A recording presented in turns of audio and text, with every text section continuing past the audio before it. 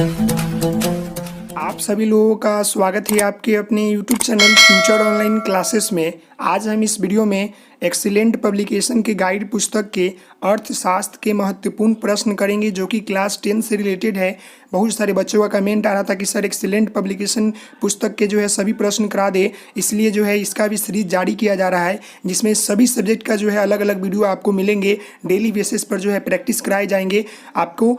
Total इसमें जो है आपके जितने भी प्रश्न है इसमें 400 प्रश्न है अर्थशास्त्र से रिलेटेड, सभी प्रश्न करा दिए जाएंगे कुछ दिनों में। तो आप सभी लोग जो है सपोर्ट करें, प्यार करें, साथ ही साथ अगर चैनल पर नए हैं तो चैनल को सब्सक्राइब करें। तो चलते हैं प्रश्न के ऊपर। बाकी इसके जितने भी सब्जेक्ट के वीडियो हैं वो आपको मिल जाएंगे। आप वीडियो लिस्ट में जाएंगे, प्ले लिस्ट में जाएंगे, आपको वहाँ पर वीडियो दिखेंगे। तो चलते हैं अर्थशास्त्र के महत्वपूर्ण प्रश्न के ऊपर जो कि क्लास 10 से रिलेटेड सारे प्रश्न आपके हैं। तो देखिए यहाँ पर आपका पहला प्रश्न है कि उत्पादन के प्रमुख साधन कितने हैं। जो उत्पादन होते हैं, जो हम लोग किसी चीज़ का उत्पादन करते हैं उसके कितने मतलब साधन हैं, तो उसके जो प्रमुख साधन है वो कितने हैं, 4 है। तो याद रखिएगा कि उत्पादन के जो है प्रमुख साधन कितने हैं भाई।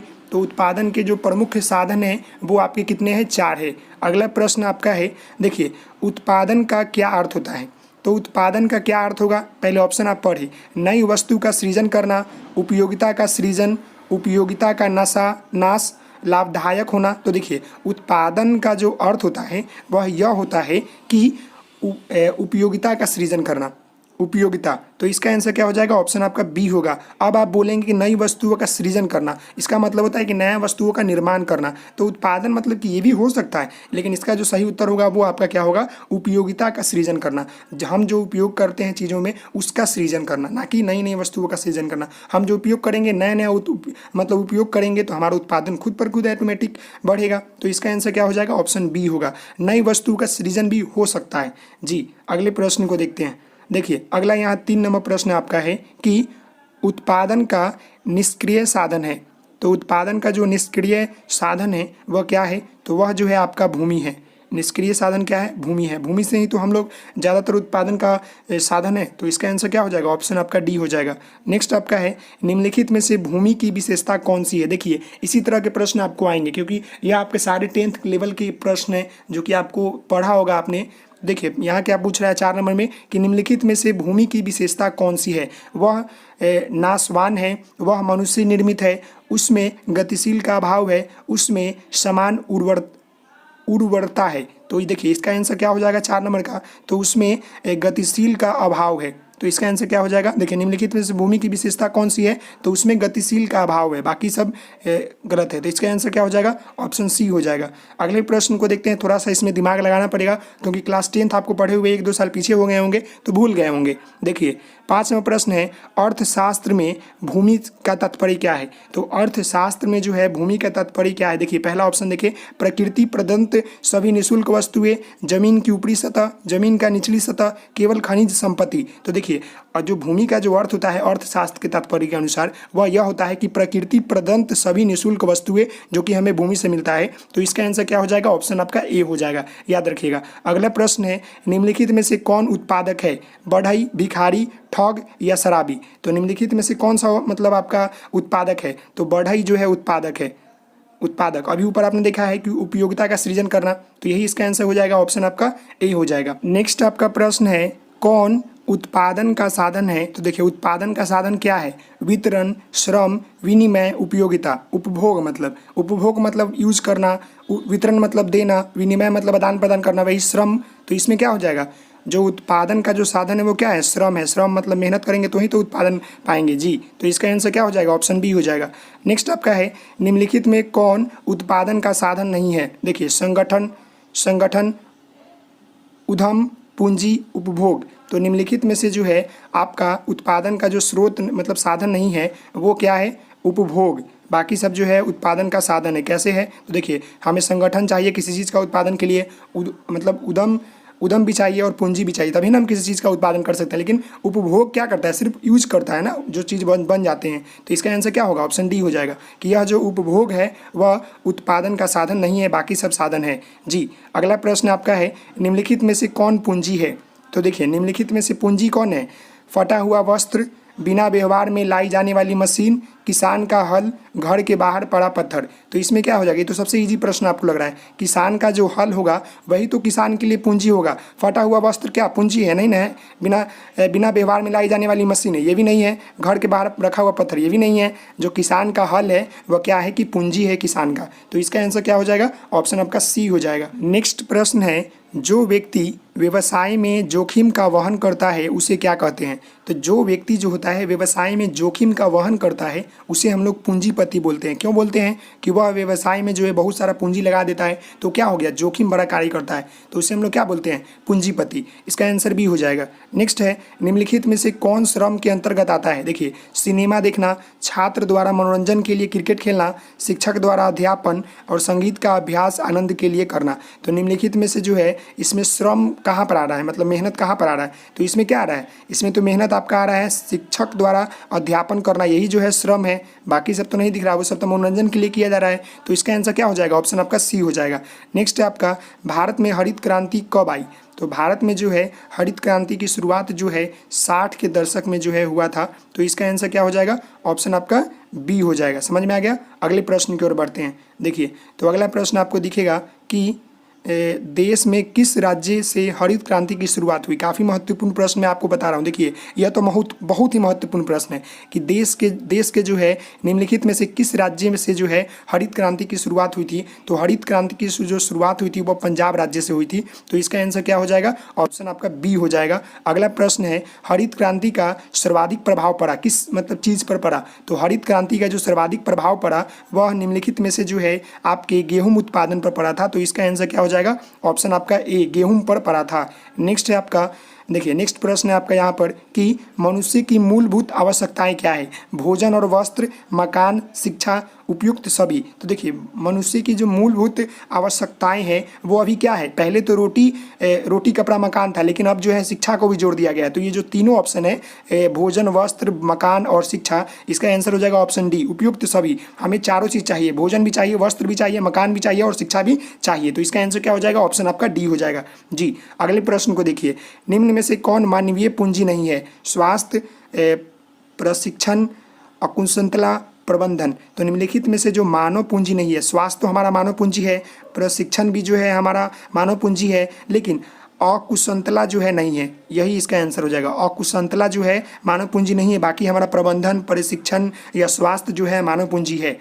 यह जो प्रश्न हुआ हरित क्रांति वाले प्रश्न तो रट ही लेंगे, काफ़ी महत्वपूर्ण होता है। आगे बढ़ते हैं, तो आगे देखते हैं। देखिए, आगे प्रश्न आ गया आपका कि प्रोफेसर अमर्त्य सेन ने प्राथमिक शिक्षा को मानव के लिए क्या बनाने पर जोर दिया है? तो देखिए, प्रोफेसर जो अमर्त्य सेन थे, इन्होंने जो है प्राथमिक शिक्षा को जो है मानव के लिए निम्नलिखित में से जो है आपको मूल अधिकार जो है बनाने का जो है जोर दिया है। तो इसका आंसर क्या हो जाएगा, ऑप्शन आपका ए हो जाएगा। और शिक्षा जो है वर्तमान समय में हमारा मूल अधिकार हो चुका है बच्चों का। जी, 18 नंबर प्रश्न है, जनगणना 2011 के अनुसार भारत की जो साक्षरता दर थी वह कितना थी? तो जनगणना जो 2011 ईस्वी में हुई थी, तो उसके अनुसार जो है हमारे भारत देश का जो साक्षरता था, जो एजुकेशन रेशियो साक्षरता रेशियो था, वो जो है आपका 74.04% था। तो इसका आंसर क्या हो जाएगा, ऑप्शन आपका बी हो जाएगा। नेक्स्ट है आपका, जनगणना 2011 के अनुसार मानव की औसत आयु निम्नलिखित में से क्या थी? तो मानव की औसत आयु जो जनगणना 2011 के अनुसार जो है 67.13 वर्ष था। तो इसका आंसर क्या हो जाएगा, ऑप्शन आपका सी हो जाएगा, याद रखिएगा। अगले प्रश्न की ओर देखते हैं, और जो जनगणना आने वाले समय में होने वाली है उसके अनुसार और कुछ चेंजेज आपको दिखेंगे। जी, अगला प्रश्न यहाँ देखिए आप, 20 नंबर आपको यहाँ प्रश्न दिख रहा होगा, बिहार राज्य के किस जिले में? देखिए, बिहार राज्य के किस जिले की जनसंख्या सबसे अधिक है? तो बिहार राज्य की जो है पटना जिले में जो जनसंख्या है वो सबसे अधिक है। तो इसका आंसर क्या हो जाएगा, ऑप्शन आपका ए हो जाएगा। इसलिए है क्योंकि पटना जो है हमारा राजधानी है और वहाँ पर जो है सभी जिले के लोग वहाँ निवास करते हैं, इसलिए वहाँ की जनसंख्या जो है अधिक है। जी, अगले प्रश्न को देखिए, बिहार राज्य के किस जिले की जनसंख्या सबसे अधिक है? तो अभी हम बताए वही प्रश्न, जिले की जो है जनसंख्या सबसे अधिक है। 21 नंबर प्रश्न है, निम्नलिखित में से कौन आर्थिक क्रिया है? तो निम्नलिखित में से जो आपका आर्थिक क्रिया है वो क्या है? आर्थिक मतलब पैसे के लिए, बच्चों का खेलना ये नहीं होगा, विद्यार्थी द्वारा क्रिकेट खेलना ये भी नहीं होगा, किसान द्वारा कृषि कार्य करना, तो यही तो इसका आंसर हो जाएगा। किसान द्वारा कृषि कार्य करेंगे तो हमारा आर्थिक क्रिया है कि नहीं, इससे हमें पैसा मिलता है जी, तो इसका आंसर क्या हो जाएगा? ऑप्शन आपका सी हो जाएगा। नेक्स्ट है आपका, मानवीय संसाधन का विकास किस प्रकार किया जा सकता है? तो मानवीय संसाधन का विकास जो होता है निम्नलिखित में से जो है आपका शिक्षा द्वारा, स्वास्थ्य सेवाएं द्वारा, प्रशिक्षण द्वारा, मतलब कि उपयुक्त सभी द्वारा जो है किया जा सकता है, तो इसका आंसर क्या हो जाएगा? ऑप्शन आपका डी हो जाएगा। अगले प्रश्न की ओर बढ़ते हैं। तो देखिए अगला प्रश्न आपको यहाँ दिख रहा होगा कि निम्नलिखित में से कौन मानवीय संसाधन की गुणवत्ता का सूचक है? तो निम्नलिखित में से जो है मानवीय जो संसाधन की जो गुणवत्ता का सूचक है वह क्या है? तो देखिए आप, ज्ञान एवं कौशल, जीवन प्रत्याशा, तो इसका आंसर हो जाएगा ऑप्शन सी, ए और बी दोनों, ज्ञान एवं कौशल और जीवन प्रत्याशा। अगला प्रश्न है आपका 24 नंबर, भारत सरकार द्वारा नई शिक्षा नीति की घोषणा कब की गई? तो भारत सरकार द्वारा जो है नई शिक्षा नीति की जो घोषणा है वो आपका जो है 2020 में की गई। आपका NEP 2020 आ रहा है ना, न्यू एजुकेशन पॉलिसी 2020। नेक्स्ट है आपका 25 नंबर, देखिए जब शिक्षा, प्रशिक्षण, शोध तथा चिकित्सा सेवाएं में निवेश किया जाता है तो वही मानव किस पूंजी में बदल जाता है? तो जब शिक्षा, प्रशिक्षण, शोध एवं चिकित्सा सेवाओं में निवेश किया जाता है तो वही मानव की पूंजी जो होता है निम्नलिखित में से जो है आपका मानव पूंजी में बदल जाता है, तो इसका आंसर क्या हो जाएगा? ऑप्शन आपका बी हो जाएगा। अगले प्रश्न को देखते हैं जो कि इस सेट का अंतिम प्रश्न है। देखिए, बिहार की गरीबी रेखा के नीचे जीवन यापन करने वाली ग्रामीण जनसंख्या का प्रतिशत राष्ट्रीय औसत से क्या है, कम है कि बराबर है? तो बिहार में गरीबी रेखा के नीचे यापन करने वाले जो ग्रामीण की जनसंख्या का जो प्रतिशत है वह राष्ट्रीय औसत का है, उससे क्या है कि आपका बिहार का जो जीवन यापन करने वाली जो ग्रामीण मतलब गरीबी रेखा है वह जो है आपका अधिक है, मतलब राष्ट्रीय से भी ज़्यादा है, तो इसका आंसर क्या हो जाएगा? ऑप्शन आपका सी हो जाएगा। प्रश्न यहाँ पर है कि बिहार में 1999 और 2000 ईस्वी में गरीबी रेखा के नीचे रहने वाले जो ग्रामीण जनसंख्या का प्रतिशत था वह क्या था? तो देखिए बिहार में 1999 और 2000 ईस्वी में गरीबी रेखा के नीचे रहने वाले जो जनसंख्या का प्रतिशत था वह कितना था? तो वह था आपका 42.6 था। कितना था? 42.6। याद रखिएगा, इसका आंसर हो जाएगा ऑप्शन ए। अगले प्रश्न है आपका, भारत की प्रमुख आर्थिक समस्या नहीं है। अब भारत की जो प्रमुख आर्थिक समस्या नहीं है वह क्या नहीं है? तो देखिए आर्थिक विषमता, औद्योगिक विकास, गरीबी, औद्योगिक पिछड़ापन। तो यहाँ पर कहने का अर्थ है कि भारत की जो प्रमुख आर्थिक समस्या नहीं है वह क्या है? औद्योगिक विकास जो है यह जो है भारत की आर्थिक समस्या नहीं है। बाकी ये तीनों देख रहे हैं, आर्थिक विषमता, गरीबी या औद्योगिक पिछड़ापन, ये तीनों जो कारक है वो क्या है? हमारी देश के लिए जो है, हमारे भारत देश के लिए आर्थिक की समस्या है। औद्योगिक विकास करेगा तो आर्थिक की समस्या दूर होगी, ये तो ऐसे ही सही हो जाएगा, तो इसका आंसर क्या होगा? ऑप्शन बी हो जाएगा। बाकी ये तीनों जो दिख रहे हैं, गरीबी, पिछड़ापन या विषमता, ये सभी क्या है? हमारी आर्थिक स्थिति को कमजोर कर देती है जी। अगला प्रश्न देखिए अगला प्रश्न यहाँ पर आपका क्या है कि गरीबी में, देखिए गरीबी में बिहार राज्य का भारत में राज्यों में कौन सा स्थान है? मतलब गरीबी में बिहार राज्य का भारत के राज्यों में कौन सा स्थान है? तो मैं आपको बता दूं कि जो गरीबी रेखा है उसमें जो है बिहार जो है सबसे जो है अव्वल पर है, मतलब कहने का अर्थ है कि पहला स्थान है। पूरे भारत जो जितने भी राज्य हैं उसमें सबसे गरीब राज्य जो है वो अपना बिहार है, याद रखिएगा। अगले प्रश्न की तरफ चलते हैं। यह हमारे मतलब राज्य के लिए काफ़ी दुख की बात है, फिर भी हम लोग क्या कर सकते हैं? जब सरकार ही कुछ नहीं करेगी तो हम लोग भी कुछ नहीं कर सकते हैं। सरकार को हम लोग तो चुन कर भेजते ही हैं कि हमारे राज्य के लिए, हमारे राज्य के बच्चों के लिए, विकास के लिए, कल्याण के लिए कार्य करे, लेकिन उस तरह की कार्य जो है नहीं हो पाती है। अब क्या कारण है वो मुझे नहीं मालूम जी। अगला प्रश्न यहाँ पर है, देखिए 2011 की जनगणना के अनुसार भारत के इन राज्यों में सबसे अधिक गरीबी कहाँ है? तो देखिए यहाँ छत्तीसगढ़, झारखंड, पश्चिम बंगाल, उत्तर प्रदेश, तो यहाँ जो है बिहार का नाम नहीं लिया गया है। प्रश्न क्या बोल रहा है कि 2011 की जनगणना के अनुसार भारत के इन राज्यों में सबसे अधिक मतलब गरीबी कहाँ है। अगर यहाँ पर बिहार ऑप्शन रहता ना तो आप बिहार मारते, लेकिन यहाँ पर बिहार नहीं है, तो उसके बाद जो होता है आपका छत्तीसगढ़ है, तो इसका आंसर क्या हो जाएगा? छत्तीसगढ़, ऑप्शन ए हो जाएगा। अगला प्रश्न है, गरीबी रेखा के नीचे रहना मतलब क्या होता है? तो देखिए गरीबी रेखा के नीचे रहने का अर्थ होता है अमीरी का घोतक है, मतलब कि देखिए ऑप्शन क्या दिया है? अमीरी के घोतक, गरीबी की सूचक, खुशहाली का सूचक, इनमें से किसी का भी सूचक नहीं। तो पहला ऑप्शन तो होगा नहीं। गरीबी रेखा के नीचे रहना मतलब क्या होगा? गरीबी का सूचक, मतलब गरीब होने का सूचक है, तो इसका आंसर क्या है? ऑप्शन बी हो जाएगा। नेक्स्ट आपका है शहरी क्षेत्र के व्यक्तियों को प्रतिदिन कितना कैलोरी भोजन की आवश्यकता होती है? काफ़ी महत्वपूर्ण प्रश्न आपके लिए, काफ़ी महत्वपूर्ण प्रश्न मैं आपको बता दूं। देखिए, शहरी क्षेत्रों के व्यक्तियों के जो है प्रतिदिन जितनी कैलोरी की जरूरत होती है, कितनी होती है? 2100 कैलोरी की जरूरत होती है। कितनी? 2100 कैलोरी की। अगले प्रश्न की ओर बढ़ते हैं। तो यहाँ पर आपका अगला प्रश्न है 33 नंबर कि निम्न में से कौन प्राकृतिक आपदा के अंतर्गत आते हैं? अब प्राकृतिक आपदा के अंतर जो है कौन कौन से आते हैं? जैसे कृषि हो गया, बाढ़ हो गया, उद्योग हो गया, इनमें से कोई नहीं। तो देखिए, मतलब प्राकृतिक आपदा मतलब कहने का अर्थ क्या है? जो प्रकृति के द्वारा जो है दिया जाता है। तो इसमें जो है आपका बाढ़ ही तो है जो कि प्रकृति के द्वारा होता है। तो ये किसमें इस आंसर क्या हो जाएगा? ऑप्शन सी होगा। जो हमारा बाढ़ है वही हमारा प्राकृतिक आपदा के अंतर्गत आता है। नेक्स्ट आपका है MPCE के द्वारा। देखिए, MPCE के द्वारा जो है गरीबी रेखा का निर्धारण ग्रामीण क्षेत्रों में कितना रुपए प्रतिमाह किया गया है? देखिए, ग्रामीण क्षेत्रों में कितना रुपए प्रतिमाह जो है गरीबी रेखा के मतलब निर्धारण किया गया है? तो मतलब 328 रुपया। कितना किया गया है? 328, याद रखिएगा।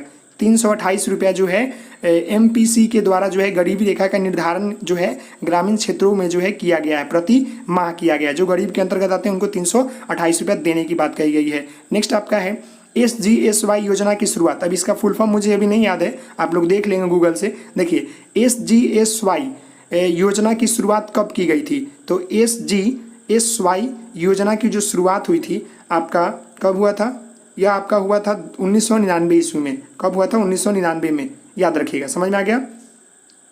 नेक्स्ट देखिए प्रश्न यहाँ पर, भारत के सक्षम सबसे बड़ी चुनौती क्या है? तो भारत के सक्षम सबसे बड़ी चुनौती जो है वो आपका जो है गरीबी है। क्या है? गरीबी है। सबसे बड़ी सक्षम क्या है? गरीबी है, मतलब भारत की जो चुनौती। नेक्स्ट प्रश्न की ओर बढ़ते हैं। तो यहाँ देखिए, अगला प्रश्न यहाँ पर आपका है कि भारत में ग्रामीण निर्धनों की संख्या की तुलना में शहरी निर्धनों की संख्या क्या है? तो क्या है? कम है कि अधिक है कि स्थिर है कि बहुत अधिक है? तो इसका आंसर तो आपको मालूम होगा कि क्या है? कम है। ग्रामीण जो निर्धनों की संख्या जो है शहरी निर्धनों की संख्या में क्या है? कम है। शहर में कम गरीबी है, शहर में कम जो है लोग बेरोजगार है, लेकिन शहर में ग्रामीण में जो है ज़्यादातर लोग हैं। नेक्स्ट आपका है, भारत में कौन सा गरीबी से अधिक वेद है? तो भारत में जो है गरीबी से अधिक वेद जो है वह कौन है? अनुसूचित जाति या अनुसूचित जनजाति, A और B दोनों, या अनियमित मजदूर वर्ग। तो देखिए, भारत में कौन सा गरीबी से सबसे अधिक जो है वेद है?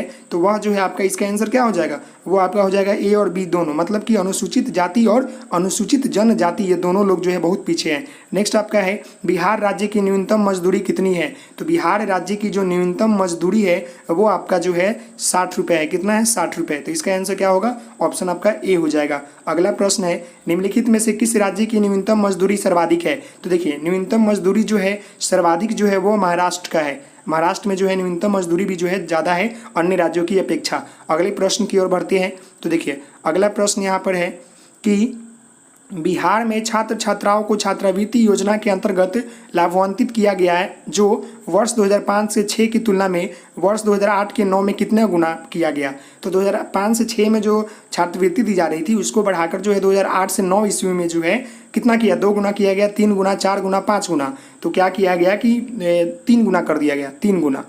अगला प्रश्न क्या है, देश की प्रमुख आर्थिक समस्या क्या है? उच्च शिक्षा, खाद्यान्न की प्रचुरता, क्षेत्रीय समानता, गरीबी तथा बेकारी। तो देश की जो प्रमुख आर्थिक समस्या है वह क्या है भाई? तो आपको मालूम होना चाहिए, अभी वर्तमान समय में वो दिखने को मिल रहा है, गरीबी और बेरोजगारी। बेकारी मतलब बेरोजगारी जो है आर्थिक समस्या का मुख्य कारण है देश का। नेक्स्ट आपका है, भारत में ग्रामीण क्षेत्र में पाई जाती है क्या? शिक्षित बेकारी, औद्योगिक बेकारी, अदृश्य बेकारी, चक्रीय बेकारी। तो देखिए, भारत में ग्रामीण क्षेत्रों में जो पाई जाती है वह पाई जाती है अदृश्य बेकारी। तो इसका आंसर क्या हो जाएगा? ऑप्शन सी हो जाएगा। अगले प्रश्न की ओर देखते हैं। तो देखिए, अगला प्रश्न आपका यहाँ पर है कि बेकारी वह स्थिति है जब, बेकारी कहने का मतलब कि वह स्थिति है जब हम इच्छा एवं योग्य होते हुए भी जो है काम नहीं मिलता है, उसी को हम लोग बेकारी बोलते हैं। कि हम योग्य भी हैं, शिक्षा भी है मेरे पास, लेकिन उस लायक भी हैं, लेकिन हमें नहीं मिलता है काम, उसी को हम लोग बेकारी बोलते हैं। नेक्स्ट आपका है, बिहार में पाई जाने वाली बेरोजगारी क्या है? तो अदृश्य। क्या है? अदृश्य। इसका आंसर क्या हो जाएगा? ऑप्शन सी हो जाएगा। नेक्स्ट देखते हैं। तो देखिए, नेक्स्ट आपका यहाँ पर है कि बिहार के ग्रामीण क्षेत्र में पाई जाती है। तो बिहार के ग्रामीण क्षेत्र में जो होता है अदृश्य एवं मौसमी बेकारी पाई जाती है, मतलब कि मौसम आया तो मिला, नहीं तो फिर बेकार पाया जाता है। वही समझ गए? अगले प्रश्न की ओर बढ़ते हैं। देखिए अगला प्रश्न यहाँ पर है, बिहार में अशिक्षितों की संख्या करीब निम्न कितना प्रतिशत है। तो बिहार में जो अशिक्षितों की संख्या है वह निम्न आपको जो है आपका 53% है। तो इसका आंसर क्या हो जाएगा, ऑप्शन आपका ए हो जाएगा। अगला प्रश्न है, भारत में शिक्षित बेरोजगारी का क्या कारण है। तो भारत में जो शिक्षित बेरोजगारी का कारण है वह है दोषपूर्ण शिक्षा प्रणाली। दोषपूर्ण शिक्षा प्रणाली जो है भारत में शिक्षित बेरोजगारी का मुख्य कारण है। नेक्स्ट आपका है, बेरोजगारी को दूर करने में हमारी योजनाएं क्या होनी चाहिए। तो देखिए पूर्व सफल रही है, पूर्णतः असफल रही है, अप्रत्यक्षशील रही है या आंशिक रूप से सफल रही है। तो इसका क्या हो जाएगा, आंशिक रूप से सफल रही है, मतलब कि हुआ है नहीं भी हुआ है नहीं वो दोनों हुआ है। तो चलिए आगे बढ़ते हैं। देखिए अगला प्रश्न यहाँ पर है कि जवाहर रोजगार योजना कब प्रारंभ हुआ। यह महत्वपूर्ण प्रश्न आपको इंपॉर्टेंट है। जवाहर रोजगार योजना कब प्रारंभ हुआ। तो यह जो है 1989 ईस्वी में जो है प्रारंभ हुआ जवाहर रोजगार योजना। इसके अंतर्गत जो है रोजगार देने की बात की गई थी, इसी के अंतर्गत जी। अगले प्रश्न को देख लीजिए और लास्ट ही प्रश्न हमारे ये सेट के ऊपर है, देख लीजिए आपको समझ में आ गया ये प्रश्न। जवाहर रोजगार योजना कब, 1889। नेक्स्ट है आपका, जवाहर रोजगार योजना के अंतर्गत गरीबी रेखा के नीचे रहने वाले रोजगार उपलब्ध कराया जाता था, कितना दिन। तो जवाहर रोजगार योजना के अंतर्गत जो है गरीबी के नीचे रहने वाले लोगों को जो है 100 दिनों के लिए जो है रोजगार देने की बात कही जा रही थी। नेक्स्ट आपका है, भारत में बेरोजगारी का प्रमुख कारण क्या है। शिक्षा का अभाव, जनसंख्या में तीव्र वृद्धि, कृषि पर जनभार, इनमें से कोई नहीं। तो अभी जो वर्तमान समय में क्या है कि जनसंख्या में तीव्र वृद्धि जो है आपका बेरोजगारी का जो है मुख्य कारण है, क्योंकि जनसंख्या बढ़ रही है, काम घट रहा है, इसीलिए जो है बेरोजगारी यह मुख्य कारण है। नेक्स्ट और लास्ट प्रश्न इस सेट का, कृषि के क्षेत्र में किस प्रकार की बेरोजगारी अधिक उग्र है। देखिए चक्रीय बेरोजगारी, औद्योगिक बेरोजगारी, अदृश्य बेरोजगारी या शिक्षित बेरोजगारी। तो कृषि के क्षेत्र में जो है आपका अदृश्य बेरोजगारी जो है सबसे ज़्यादा देखने को मिल रही है। तो इसका आंसर क्या हो जाएगा, ऑप्शन आपका सी होगी। अदृश्य एवं छुपी हुई बेरोजगारी का निराकरण कैसे किया जा सकता है। तो अदृश्य एवं छुपी हुई जो बेरोजगारी है उसका जो है निराकरण, मतलब उसको खत्म जो है कैसे किया जा सकता है। तो उसको खत्म जो है कृषि के विकास द्वारा और कुटिल एवं ग्रामीण उद्योग के द्वारा। कुटिल मतलब कि जो घर में लोग करते हैं, ग्रामीण इलाके में जो उद्योग होता है वो दोनों के द्वारा जो है आप कर सकते हैं। तो इसका आंसर क्या होगा, ऑप्शन आपका सी हो जाएगा। उपयुक्त दोनों, मतलब कृषि में विकास करके और कुटिल एवं लघु जो आपके उद्योग होते हैं या ग्रामीण उद्योग होते हैं उसमें विकास करके जो है जो अदृश्य एवं छुपी हुई बेरोजगारी होता है उसे हम लोग दूर कर सकते हैं। अदृश्य एवं छुपी हुई बेरोजगारी कहने का अर्थ है कि सब कुछ होने के बाद भी जो है वो बेरोजगार बैठना, मतलब पढ़ा लिखा होने योग्य होते हुए भी जो है उनको रोजगार न मिलना। अगला प्रश्न यहाँ पर है, बिहार वासियों के जीवन निर्वाह का मुख्य साधन क्या है। जितने भी बिहार वासी हैं उनका जीवन निर्वाह का जो है मुख्य साधन क्या है, उद्योग, व्यापार, कृषि। तो आपको मालूम होना चाहिए, आप लोग बिहार में रहते हैं तो मालूम है कि बिहार के अधिक जो लोग होते हैं वो क्या करते हैं, कृषि करते हैं। तो जितने भी बिहार वासियों के जो जीवन निर्वाह का जो मुख्य साधन है वह क्या है, कृषि है। अगला प्रश्न आपका है, राज्य में सर्वाधिक महत्वपूर्ण सिंचाई साधन क्या है। तो राज्य में जो है सर्वाधिक जो महत्वपूर्ण सिंचाई का साधन है वह क्या है, कुएं एवं नलकूप है। क्या है, कुएं एवं नलकूप। तो इसका आंसर क्या हो जाएगा, ऑप्शन आपका ए हो जाएगा। अगले प्रश्न को देखते हैं। तो देखिए अगला प्रश्न यहाँ पर आपको दिख रहा है कि बाढ़ से राज्य में बर्बादी होती है। क्या, किस चीज़ की बर्बादी होती है, फसल की, मनुष्य एवं मवेशी की, आवास की, इन सभी की। तो देखिए जब भी बाढ़ आती है तो उस समय फसल भी बर्बाद होता है, मनुष्य एवं जंतु जो जंगली जानवर हो या जो पालतू जानवर होते हैं, मवेशी होते हैं, उसकी भी नुकसान होती है और आवास की भी नुकसान होती है। तो कहने का अर्थ है कि इसका आंसर क्या हो जाएगा, ऑप्शन सी हो जाएगा। इनमें इन सभी का जो है नुकसान होता है जब भी बाढ़ आता है। तो इसका आंसर क्या हो जाएगा, ऑप्शन आपका डी हो जाएगा। अगला प्रश्न है, अकाल से राज्य में बर्बादी होती है। जब अकाल आती है मतलब सुखाड़ आ जाता है तो उस समय किस चीज़ की बर्बादी होती है, खाद्यान्न, फसल की, मनुष्य एवं मवेशी की, उद्योग की, इनमें से कोई नहीं। तो देखिए जब भी अकाल आती है, जब सुखाड़ आ जाती है तो किस चीज़ की सबसे ज़्यादा बर्बादी होती है। तो उस समय जो है खाद्यान्न फसल जो होती है सबसे ज़्यादा जो होती है बर्बादी होती है उस समय। नेक्स्ट आपका है, शीतकालीन कृषि किसे कहते हैं। याद रखिएगा शीतकालीन कृषि जो होता है यह जो होता है रबी फसल को कहते हैं। रबी, शीत मतलब जो कि ठंडे मौसम में की जाती है, जैसे गेहूं हो गए। आगे प्रश्न को देखते हैं। देखिए सन 1943 ईस्वी में भारत के किस प्रांत में भयानक अकाल पड़ा था। 1943 ईस्वी में जो है एक भयानक जो है अकाल की स्थिति आई थी, वह कौन सी राज्य में आई थी। तो मैं आपको बता दूं वह जो है बंगाल राज्य में जो है आई थी। 1943 ईस्वी में जो है भारत के जो है बंगाल राज्य में एक भयानक जो है अकाल पड़ा था। उस समय जो है खाने के लिए लाले पड़ गए थे। तो इसका आंसर क्या हो जाएगा? ऑप्शन आपका सी हो जाएगा। अगले प्रश्न की ओर बढ़ते हैं। तो देखिए अगला प्रश्न यहाँ आपका है कि विगत वर्षों के अंतर्गत भारत की राष्ट्रीय आय में कृषि का योगदान क्या रहा है? तो विगत वर्षों के अंतर्गत जो है भारत की राष्ट्रीय आय है उसमें कृषि का योगदान जो है क्या हुआ है? बढ़ा है कि घटा है? तो घटा है। क्या हुआ है? घटा है, याद रखिएगा। अगला प्रश्न आपका है निर्धनों में भी निर्धन लोगों के लिए कौन सा कार्ड उपयोगी है? मतलब गरीबों में भी जो गरीब है उनके लिए कौन सा कार्ड उपयुक्त है? BPL card, Antyodaya card, APL card, इनमें से कोई नहीं। तो देखिए जो गरीबों में भी गरीब है उनके लिए जो है निम्नलिखित में से जो है अंत्योदय जो कार्ड है वह जो है उपयोगी है। तो इसका आंसर क्या हो जाएगा? ऑप्शन आपका बी हो जाएगा। अगला प्रश्न है निम्नलिखित में से कौन खाद्यान्न के स्रोत है? तो देखिए निम्नलिखित में से जो है खाद्यान्न के स्रोत जो है गहन खेती नीति, आयात नीति, भंडार नीति। तो इसका आंसर हो जाएगा ऑप्शन डी, उपयुक्त सभी। याद रखिएगा जब भी उपयुक्त सभी हो तो उस समय थोड़ा तुक्का भी लगाएंगे तो सही हो जाता है। उपयुक्त सभी जो होता है थोड़ा एक्सेप्शन टाइप का होता है, सही हो ही जाता है। नेक्स्ट है आपका प्रश्न गैर सरकारी संगठन के रूप में बिहार में कौन सा डेयरी प्रोजेक्ट कार्य कर रहा है? तो गैर सरकारी संगठन के रूप में जो है बिहार में जो है निम्नलिखित में से जो है आपका अमूल डेयरी जो है गैर मतलब मान लें कि गैर सरकारी संगठन के रूप में जो है कार्य कर रहा है। मतलब कि सरकारी नहीं है बल्कि किसी प्राइवेट कंपनी का है अमूल डेयरी। नेक्स्ट प्रश्न की ओर बढ़ते हैं। तो नेक्स्ट प्रश्न आपका देखिए यहाँ पर, नेक्स्ट प्रश्न यहाँ पर है 2001 में बिहार में कृषक मजदूरों की संख्या थी। याद रखिएगा 2001 ईस्वी में जो है बिहार में जो कृषक मजदूरों की संख्या थी वह कितनी थी? तो वह जो थी 48% थी। कितनी थी? 48%। अभी तो और बढ़ गया है।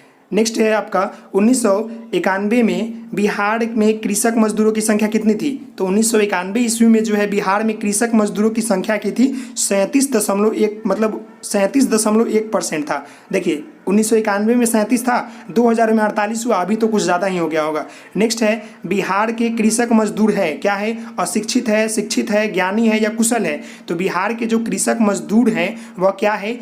अशिक्षित है। मतलब कि बिहार में जो है शिक्षा का अभाव अभी भी है। सबसे ज़्यादा जो है साक्षरता दर जो है किस राज्य का है? तो केरल राज्य का। सबसे कम का है? तो बिहार का है। इसीलिए जो है बिहार के जो कृषक है सबसे ज़्यादा जो है अशिक्षित है। अगर शिक्षित होते तो वो ज़्यादातर जो है आगे बढ़ते, कृषि नहीं करते। जी अगले प्रश्न को देखिए, सामान्यतः कृषक मजदूर को निम्न भागों में बांटा जा सकता है। तो सामान्यतः जो कृषक मजदूर होते हैं जो खेती बाड़ी करते हैं उनको जो है 3 भागों में बांटा जा सकता है। कितने भागों में? 3 भागों। नेक्स्ट प्रश्न है बिहार की न्यूनतम मजदूरी कितनी है? तो बिहार की न्यूनतम मजदूरी अभी जो है कितनी है? 60 रुपये है। कितना है? 60 रुपये। इसका आंसर ऑप्शन ए हो जाएगा। नेक्स्ट है बिहार के कृषक मजदूर के सक्षम निम्न में से कौन सी समस्याएं हैं?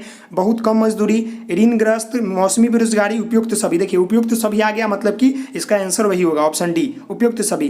कम मजदूरी भी है, ऋणग्रस्त भी है, मतलब कर्ज ले लेते हैं, मौसमी बेरोजगारी भी है। नेक्स्ट आपका है पर देखिए प्रमाणित के जो खाद्य होते हैं, जो प्रमाणित जो खाद्य उत्पादक का जो मानक चिन्ह होता है वो क्या होता है? तो वो होता है एग मार्क। क्या होता है? एग मार्क, याद रखिएगा।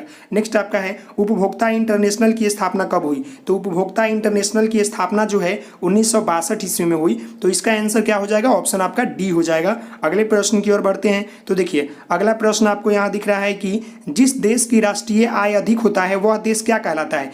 अविकसित कि विकसित कि अर्धविकसित, इनमें से कोई नहीं। तो देखिए ऑटोमेटिक बात सी है कि जिस राष्ट्र का जो है किसी देश का जो है राष्ट्रीय आय जो होता है अधिक होता है तो वह जो होता है क्या कहलाता है? वह विकसित राज्य कहलाता है या विकसित देश कहलाता है। तो इसका आंसर क्या हो जाएगा? ऑप्शन आपका बी हो जाएगा। नेक्स्ट है इनमें से किसे पिछला राज्य कहा जाता है? तो अगर बिहार का नाम है तो भाई उसी को टिक करेंगे, कुछ नहीं सोचना है आपको, सीधे बिहार में टिक कर देना है। सबसे पिछला राज्य जो है अभी भी बिहारी है। हमारे लिए बहुत ही शर्म की बात है। हमारे देश के जो नेता लोग हैं, जो हमारे राज्य के नेता हैं, उन्हीं के कारण इस तरह हो रहा है। अगर वो अच्छी तरह से व्यवस्था कहीं करेंगे तो बेरोजगारी कम होगी और शिक्षा के ऊपर जोर दिया जाए तो क्या होगा? शिक्षा के क्षेत्र में बदलाव आएगा, जिससे जो है यह जो हमारा पिछला राज्य का जो टैग है यही हटेगा। और ये तब संभव होगा जब ये सब काम होंगे। तो ये तो काम होता नहीं है, बुरा नहीं मानेंगे आप लोग। आगे बढ़ते हैं। देखिए इनमें से कौन से देश में मिश्रित अर्थव्यवस्था है? इनमें से जो है किस देश में मिश्रित अर्थव्यवस्था है? तो इनमें से जो आपका मिश्रित अर्थव्यवस्था है वह भारत में है। कहाँ पर है? भारत में। तो इसका आंसर क्या हो जाएगा? ऑप्शन आपका सी हो जाएगा। अगले प्रश्न को देख लेते हैं। तो अगला प्रश्न है भारत की आर्थिक व्यवस्था क्या है? तो भारत की जो आर्थिक व्यवस्था है वह क्या है? अभी आप पढ़े कि मिश्रित अर्थव्यवस्था है, तो इसका आंसर क्या हो जाएगा? ऑप्शन आपका सी हो जाएगा। अगले प्रश्न को देखते हैं। तो देखिए अगला प्रश्न यहाँ पर आपका है कि किस क्षेत्र को प्राथमिक क्षेत्र कहा जाता है। तो काफ़ी महत्वपूर्ण प्रश्न और काफ़ी इजी प्रश्न है। तो निम्नलिखित में से जो है कृषि क्षेत्र को जो होता है प्राथमिक क्षेत्र कहा जाता है, याद रखिएगा।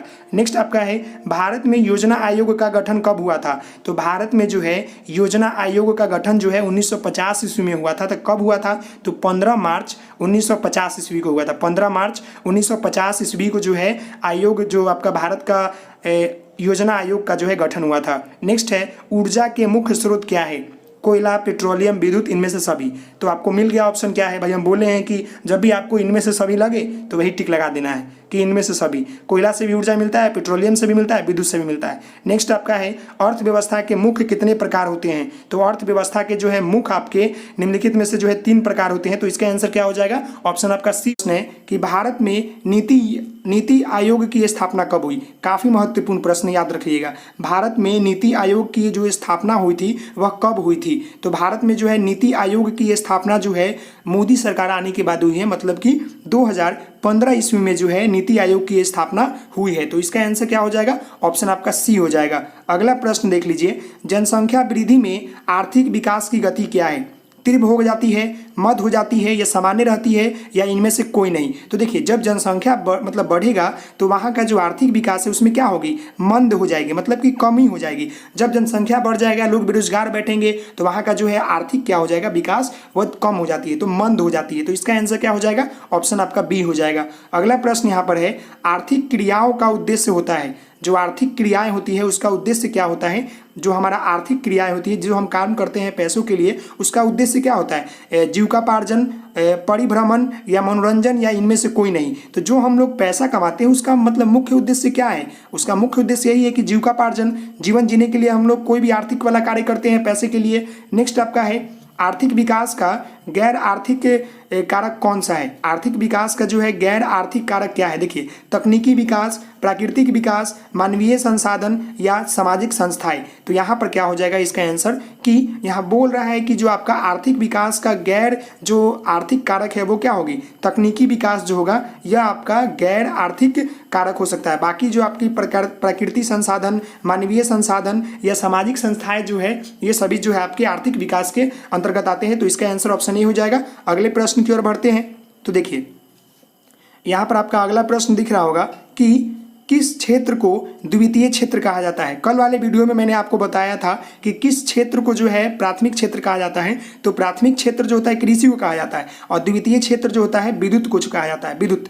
तो याद रखिएगा इसका आंसर क्या हो जाएगा, ऑप्शन आपका ए हो जाएगा। नेक्स्ट आपका है किस क्षेत्र को तृतीय क्षेत्र कहा जाता है। तो तृतीय क्षेत्र जो होता है मैं आपको बता दूं कि किसको कहा जाता है, वो आपका होता है सेवा क्षेत्र को कहा जाता है। पहला आपका कृषि, दूसरा आपका विद्युत, और तीसरा आपका सेवा क्षेत्र। नेक्स्ट आपका है स्वतंत्रता पूर्व भारतीय अर्थव्यवस्था थी कैसा, कृषि प्रधान, उद्योग प्रधान, व्यवसाय प्रधान, या इनमें से कोई नहीं। तो स्वतंत्रता के पूर्व जो है भारत का जो अर्थव्यवस्था था वह कैसा था, तो वह जो है कृषि प्रधान था। कृषि प्रधान मतलब खेती बाड़ी से रिलेटेड हुए उस समय से था। तो इसका आंसर ऑप्शन ए हो जाएगा। अगले प्रश्न की ओर बढ़ते हैं। तो देखिए अगला प्रश्न यहाँ बोल रहा है कि आपका 91 नंबर, किसी देश के विकास का स्तर किस आधार पर निर्धारित किया जाता है। तो किसी भी देश का जो विकास का स्तर होता है उसके जो है किस चीज़ पर निर्धारित किया जाता है। जैसे देखिए प्रति व्यक्ति आय, साक्षरता दर, या स्वास्थ्य की स्थिति, या उपयुक्त सभी।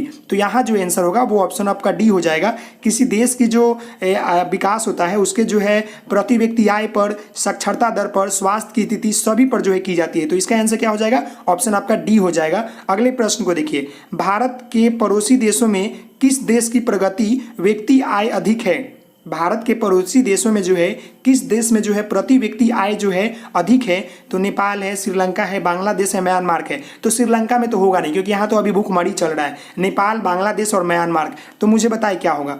तो मैं आपको बता दूं कि भारत के जो है पड़ोसी देशों में जो है प्रति व्यक्ति आय जो है अधिक जो है अभी वर्तमान में जो है वह जो है आपका बांग्लादेश में होगा।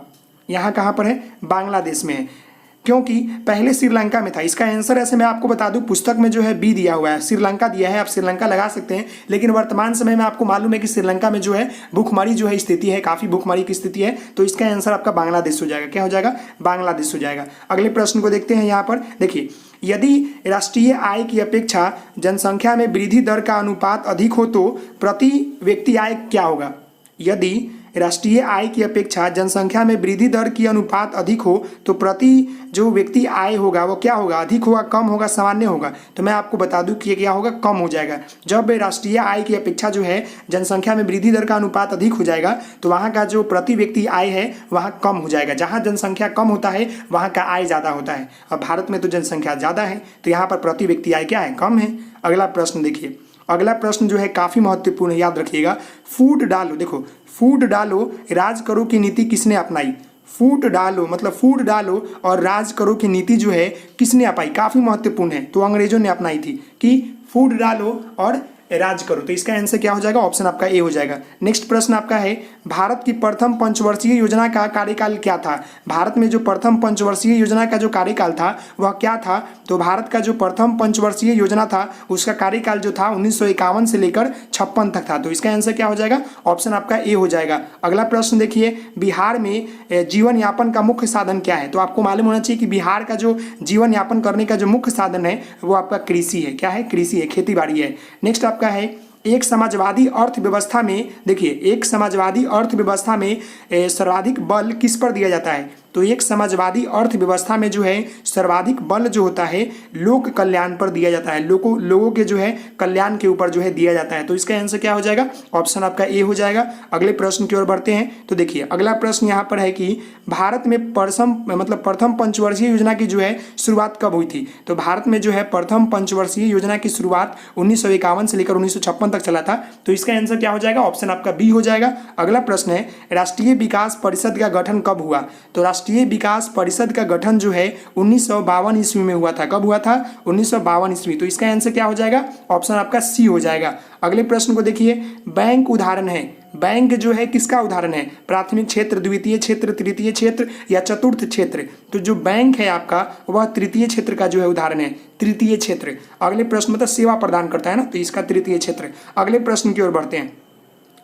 तो देखिए अगला प्रश्न यहाँ पर है, किस अर्थव्यवस्था में उत्पादन के संसाधनों पर किसी व्यक्ति की निजी संस्था का अधिकार होता है। तो किस अर्थव्यवस्था में जो उत्पादन के संसाधन होते हैं किसी व्यक्ति के निजी मतलब संस्था का अधिकार होता है, जैसे समाजवादी, पूंजीवाद या मिश्रित या इनमें से कोई नहीं। तो मैं आपको बता दूं, जो पूंजीवाद होते हैं उनका जो है अपना व्यक्ति का जो है निजी संस्था का जो है अधिकार होता है। तो इसका आंसर क्या हो जाएगा, ऑप्शन बी हो जाएगा। नेक्स्ट आपका है, देखिए यहाँ पर कि निम्नलिखित में से कौन सा देश विकसित अर्थव्यवस्था का उदाहरण है। तो विकसित अर्थव्यवस्था का उदाहरण का मतलब कि जहाँ का जो है विकास दर काफ़ी ज़्यादा हो। तो देखिए संयुक्त राष्ट्र अमेरिका, श्रीलंका, भारत, पाकिस्तान। तो श्रीलंका में तो भाई भूखमरी है, पाकिस्तान इसी भूखा है, भारत जो है ठीक ठाक है लेकिन वो नीचे है। तो इसका आंसर क्या हो जाएगा, संयुक्त राष्ट्र अमेरिका जो है यहाँ का जो है देश जो है विकसित अर्थव्यवस्था है, क्योंकि यहाँ डॉलर जो है सबसे महंगा होता है ना। अभी देखिए डॉलर कहाँ चला गया, रुपया कहाँ आ गया है। नेक्स्ट आपका है, देखिए अभी जो आपका डॉलर की कीमत है 80 रुपये के आसपास हो गया है।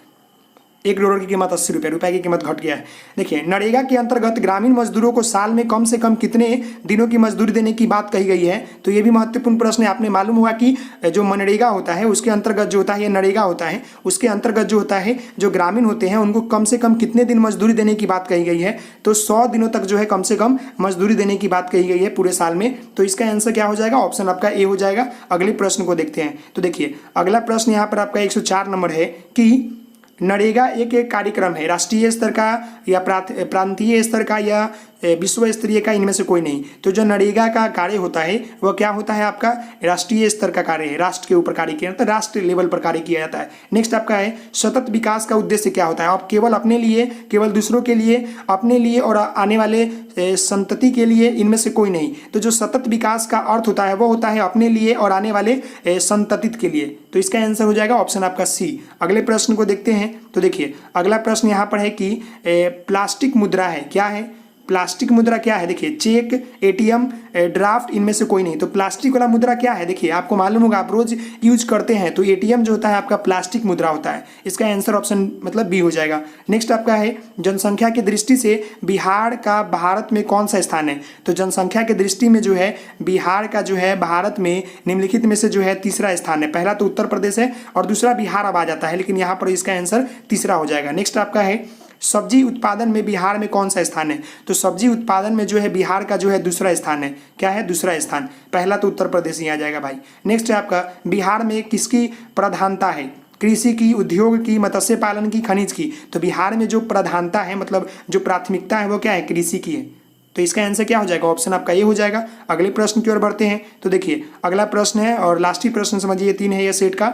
बिहार के आर्थिक पिछड़ेपन का क्या कारण है? जनसंख्या में अधिक वृद्धि, कृषि पर अधिक भार, सूखा एवं बाढ़ का प्रकोप, उपयुक्त सभी। तो इसका आंसर क्या हो जाएगा, इसका आंसर हो जाएगा आपका ऑप्शन डी। जो बिहार में जो पिछड़ेपन का जो कारण है वो क्या है, जनसंख्या में अधिक वृद्धि भी है, कृषि पर अधिक भार और सूखा एवं बाढ़ एवं प्रकोप भी जो है ये कारक है। नेक्स्ट है, बिहार में विभाजन के बाद कौन सा उद्योग रह गया?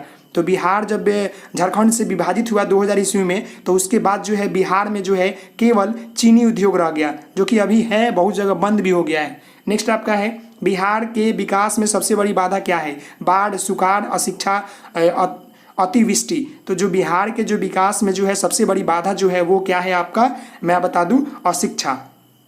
बिहार में भी जो है साक्षरता दर कम है, तो इसका आंसर क्या हो जाएगा, ऑप्शन आपका सी हो जाएगा। ऐसे यहाँ पर जो है आपका दिया हुआ है आंसर में बाढ़ दिया हुआ है, तो ऐसे देखा जाए तो बाढ़ भी आता है, सुखाड़ भी आता है, तो इसका होना चाहिए आंसर उपयुक्त में से सभी, लेकिन ये ऑप्शन डी में नहीं दिया है। तो इसका हम ज़्यादातर अपने स्तर से जो देखेंगे, बिहार का जो विकास का सबसे बड़ी बाधा है वो अशिक्षा है। अभी तो सुधार हो रही है लेकिन फिर भी यही कारण है, तो इसका आंसर ऑप्शन सी हो जाएगा। प्रश्न यहाँ पर है कि बिहार के पिछड़ेपन को दूर करने के कौन से उपाय हैं? देखिए बिहार में जो पिछड़ेपन का कारण है उसे दूर करने में जो है कौन से उपाय हम लोग लगा सकते हैं। पहला देखिए, जनसंख्या पर नियंत्रण, कृषि का तेजी से विकास, उद्योग का विकास, और चौथा ऑप्शन क्या है, उपयुक्त सभी। तो बिहार जो है अन्य राज्यों से जो है काफ़ी पीछे है, तो इसके उत्थान के लिए, कल्याण के लिए या इसको पिछड़ापन के दूर करने के लिए हमें क्या क्या उपाय करना चाहिए? तो हमें जनसंख्या पर नियंत्रण भी करना चाहिए, कृषि का तेजी से विकास करना चाहिए और उद्योग का विकास करना चाहिए। इसका मतलब कि इसका आंसर आपका ऑप्शन डी हो जाएगा,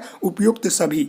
नेक्स्ट आपका प्रश्न है, बिहार की कितनी प्रतिशत संख्या अपने जीविकोपार्जन के लिए कृषि पर निर्भर है? तो बिहार की जो है निम्नलिखित में से कितने प्रतिशत जनसंख्या जो है वह जीविकोपार्जन के लिए जो है कृषि पर निर्भर है? तो मैं आपको बता दूं कि बिहार के जो है 80% लोग जो हैं वह जो है जीविकोपार्जन के लिए कृषि पर निर्भर है। अगला प्रश्न आपका है, भारत के संदर्भ में आज़ादी के बाद प्राथमिक क्षेत्र का योगदान क्या है? तो देखिए भारत के संदर्भ में आज़ादी के बाद प्राथमिक क्षेत्र का योगदान जो है क्या हुआ है, बढ़ा है, घटा है, स्थिर है, या इनमें से कोई नहीं। तो आज़ादी के बाद जो है प्राथमिक क्षेत्र में जो है जो आपका योगदान है वो क्या है, घटता गया है। तो इसका आंसर क्या है, ऑप्शन बी, मतलब कि घटता गया है मतलब घट गया है। अगले प्रश्न को देखते हैं। तो देखिए अगला प्रश्न यहाँ पर है कि बिहार के किस जिले का प्रति व्यक्ति आय सर्वाधिक है? ये भी महत्वपूर्ण प्रश्न है कि बिहार के जो है किस जिले का जो है प्रति व्यक्ति आय जो है सर्वाधिक है। तो बिहार के जो है पटना जो जिला है वहाँ के जो प्रति व्यक्ति आय है वह जो है अन्य जिला से जो है ज़्यादा है। तो इसका आंसर क्या हो जाएगा, ऑप्शन आपका ए हो जाएगा। नेक्स्ट प्रश्न है, भारत में वित्तीय वर्ष कहा जाता है? तो देखिए भारत में जो है वित्तीय वर्ष कहा जाता है, हम लोग 1 जनवरी तो मना ही लेते हैं, लेकिन जो वित्तीय वर्ष होता है वो कितना का कितना काल को कहा जाता है? तो भारत का जो है वित्तीय जो वर्ष होता है वह 1 अप्रैल से 31 मार्च तक का जो है कहा जाता है। तो इसका आंसर क्या हो जाएगा, ऑप्शन सी हो जाएगा। 1 अप्रैल से लेकर 31 मार्च का जो समय होता है वह जो होता है वित्तीय वर्ष कहा जाता है भारत का। नेक्स्ट आपका है, भारत में किस राज्य की प्रति व्यक्ति आय सर्वाधिक है? ऑप्शन देखिए, बिहार, चंडीगढ़, हरियाणा, गोवा। तो भारत में जो है निम्नलिखित में से जो है प्रति व्यक्ति आय जो है जिस राज्य का सर्वाधिक है वह राज्य जो है आपका गोवा है। गोवा होने का कारण भी है क्योंकि वह जो छोटा राज्य है और साथ ही साथ वहाँ पर बहुत सारे ऐसे से मतलब टूरिज्म वाले पैलेस है जहाँ पर विदेशी सैलानी आते हैं, इसीलिए जो है वहाँ का प्रति व्यक्ति आय जो है सर्वाधिक है। अगले प्रश्न की ओर बढ़ते हैं। तो देखिए अगला प्रश्न यहाँ पर 19 नंबर है कि बिहार में सर्वाधिक न्यूनतम प्रति व्यक्ति आय वाला जिला कौन है? अब देखिए न्यूनतम मतलब सबसे ज़्यादा जो है पटना वाला जिला है, वहाँ प्रति व्यक्ति आय ज़्यादा है। अब पूछ रहा है कि कम प्रति व्यक्ति आय वाला जो है बिहार का कौन सा जिला है? पटना, पूर्णिया, शिवहर, बेगूसराय। तो देखिए सबसे कम जो है प्रति व्यक्ति आय वाला जो बिहार का जिला है वह शिवहर है। कौन सा है? शिवहर। तो इसका आंसर हो जाएगा ऑप्शन सी। अधिक वाला क्या है? पटना है। नेक्स्ट आपका है, राष्ट्रीय आय की गणना में कौन सी कठिनाई है? अब देखिए ऑप्शन आपको 4 दिया हुआ है और पूछ रहा है कि राष्ट्रीय आय की गणना में कौन सी कठिनाइयाँ है। पहला देखिए, आंकड़ों को एकत्र करने में कठिनाइयाँ, दोहरी गणना की संभावना, मूल्य मापने में कठिनाइयाँ, उपयुक्त सभी। तो देखिए राष्ट्रीय आय की गणना में जो है जो कठिनाइयाँ हैं वो तीनों कठिनाइयाँ हैं, ए, बी और सी दोनों। इसका मतलब कि ऑप्शन डी हो जाएगा आपका, उपयुक्त सभी। सभी जो है भारतीय आय की गणना में कठिनाइयाँ है।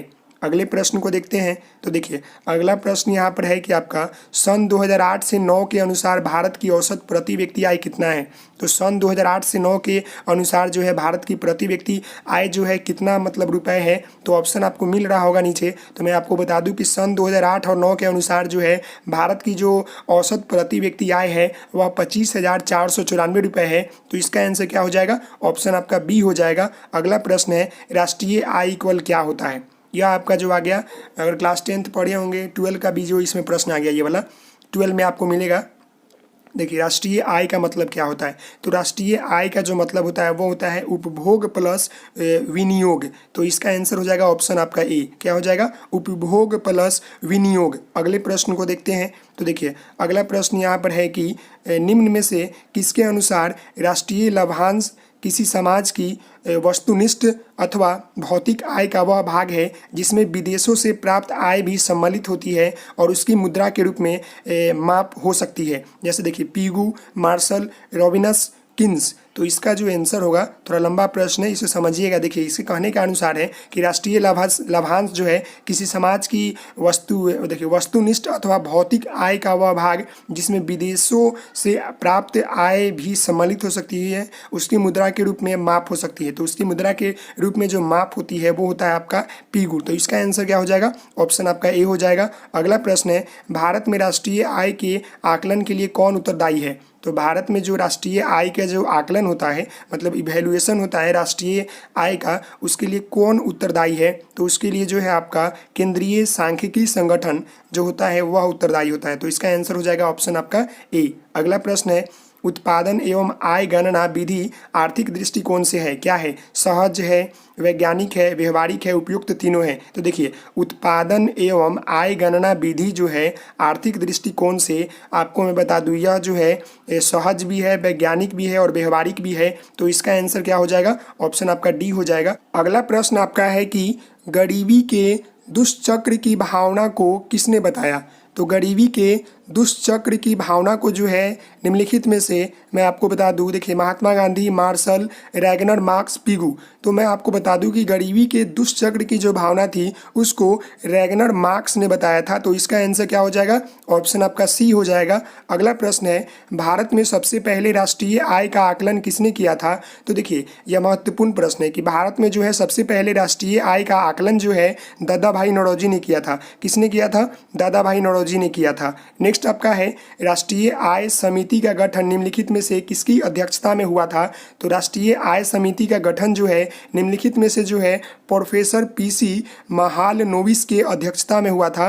तो इसका आंसर क्या हो जाएगा, ऑप्शन आपका ए हो जाएगा। अगले प्रश्न को देखते हैं। तो देखिए अगला प्रश्न आपको यहाँ दिख रहा होगा कि विश्व विकास रिपोर्ट 2005 में भारत में प्रति व्यक्ति आय कितना था। तो विश्व विकास रिपोर्ट 2005 के अनुसार भारत की प्रति व्यक्ति आय जो है निम्नलिखित में से जो है डॉलर के रूप में होता है। विश्व में जब गिनती होती है प्रति व्यक्ति आय तो उस समय जो है भारत में जो है भारत का जो विश्व विकास रिपोर्ट के अनुसार 2005 के अनुसार भारत का प्रति व्यक्ति आय जो था $720 था। कितना था, $720। अभी वर्तमान समय में जो है $1 की कीमत जो है 80 रुपये कुछ पैसे हो गए हैं। देखिए अगला प्रश्न है आपका राष्ट्रीय आय इक्वल क्या होता है। तो राष्ट्रीय आय इक्वल जो होता है आपका होता है जीडीपी प्लस विदेशों से अर्जित आय माइनस मूल्यह्रास माइनस अप्रत्यक्ष कर प्लस सब्सिडी। इसका ऑप्शन सी जो देख रहे हैं सबसे बड़ा वाला, यही इसका आंसर होता है, राष्ट्रीय आय का मतलब होता है। नेक्स्ट आपका है भारत में राष्ट्रीय आय का आकलन सर्वप्रथम कब हुआ।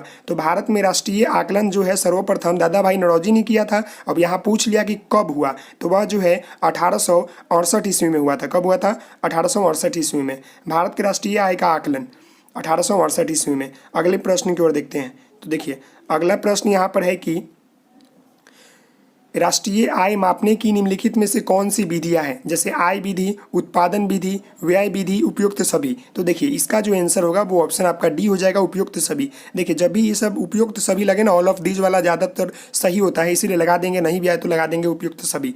नेक्स्ट आपका है राष्ट्रीय आय का अर्थ है। तो राष्ट्रीय आय का जो आपका अर्थ होता है वो क्या होता है, सरकार की आय, सर्वाधिक उपक्रमों की आय, फिर आपका है उत्पादन के संसाधनों की आय, पारिवारिक आय। तो राष्ट्रीय आय का मतलब होता है कि उत्पादन के संसाधनों की आय। तो इसका आंसर क्या होता है? ऑप्शन सी होता है कि जो मतलब उस देश में जो है जो भी उत्पादन पाए जाते हैं उसके ऊपर कितना आय होता है उसी को राष्ट्रीय आय कहते हैं। नेक्स्ट आपका है राष्ट्रीय आय का सृजन होता है, किससे होता है भाई?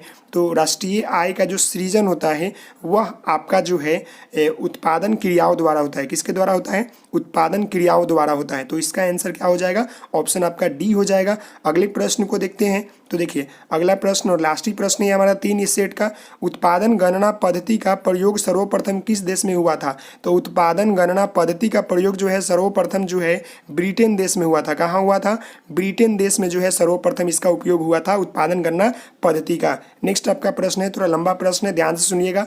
वास्तविक राष्ट्रीय आय वार्षिक शुद्ध उत्पादन का वह भाग है जिसका उस वर्ष में प्रत्यक्ष रूप से उपयोग किया जाता है। राष्ट्रीय आय की यह परिभाषा किसने दी? तो राष्ट्रीय आय की जो है यह परिभाषा जो है निम्नलिखित में से जो है फिशर ने दिया था। किसने दिया था? फिशर। तो इसका आंसर क्या हो जाएगा? ऑप्शन सी हो जाएगा।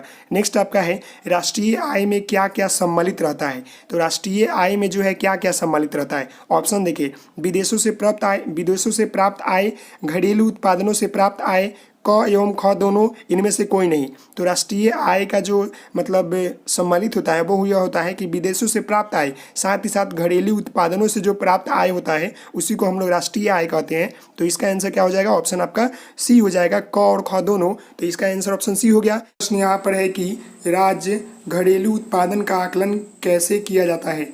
राज्य जो होता है घरेलू उत्पादन का आकलन जो होता है कैसे किया जाता है? जैसे स्थिर मूल्यों पर, वर्तमान मूल्यों पर, क एवं ख दोनों, उपयुक्त सभी। तो देखिए राज्य घरेलू उत्पादन का जो आकलन होता है वह जो होता है स्थिर मूल्यों पर करता है और वर्तमान मूल्यों पर करता है। तो इसका आंसर क्या हो जाएगा? ऑप्शन आपका सी हो जाएगा, क एवं ख दोनों। नेक्स्ट आपका है श्रम का पारिश्रमिक है। देखिए श्रम का जो पारिश्रमिक है वो क्या होता है? तो श्रम का जो पारिश्रमिक होता है वह होता है मजदूरी। तो इसका आंसर क्या हो जाएगा? ऑप्शन आपका डी हो जाएगा। नेक्स्ट आपका प्रश्न है पूंजी का पारिश्रमिक होता है। तो पूंजी का जो पारिश्रमिक होता है वह आपका होता है लाभ। पूंजी मतलब लाभ, श्रम मतलब मजदूरी। नेक्स्ट आपका है भूमि का पारिश्रमिक होता है। तो देखिए वेतन, लगान या लाभ या ब्याज। तो भूमि का क्या हो जाएगा? तो भूमि का आपका हो जाएगा लगान। देखिए समझ गए? पूंजी लगाएंगे तो लाभ कमाएंगे, भूमि है तो आपका लगान होगा और श्रम है तो आपका मजदूरी होगा।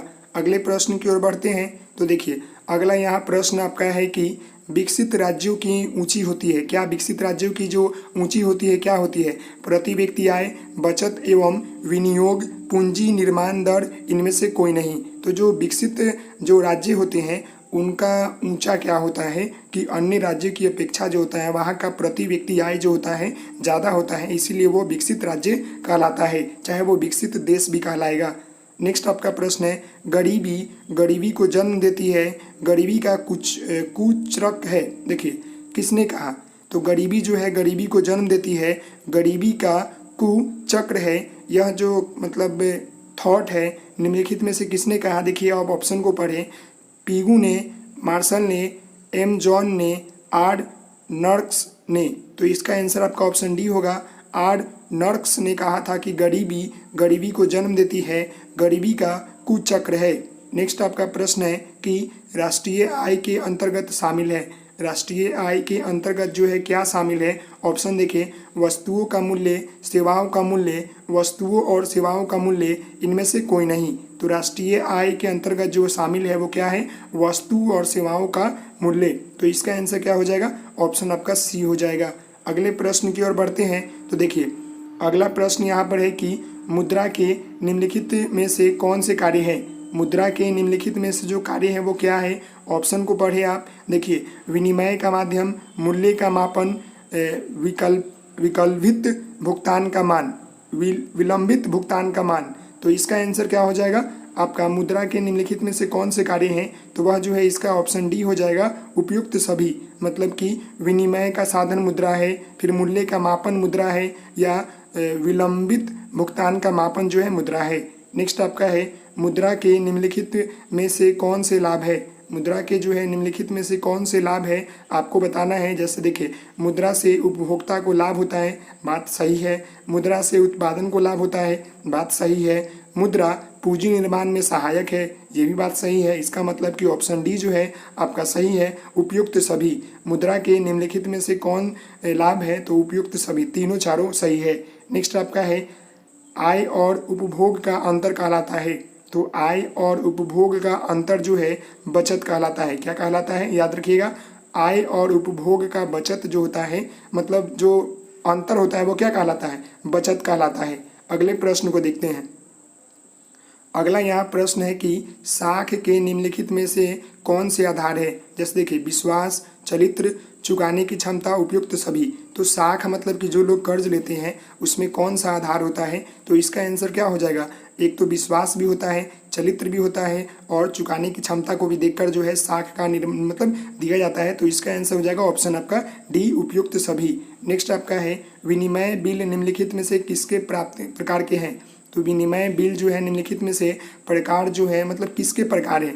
देखिए, मुद्रा का, साख पत्र का, वस्तु विनिमय का, इनमें से कोई नहीं। तो देखिए, जो आपका विनिमय बिल होता है वह आपका साख पत्र का जो है प्रकार है। तो इसका आंसर क्या हो जाएगा, ऑप्शन आपका बी हो जाएगा। नेक्स्ट आपका प्रश्न है मुद्रा वह है जिसके चारों तरफ संपूर्ण आर्थिक विकास चक्कर काटता है, यह किसका वक्तत्व है।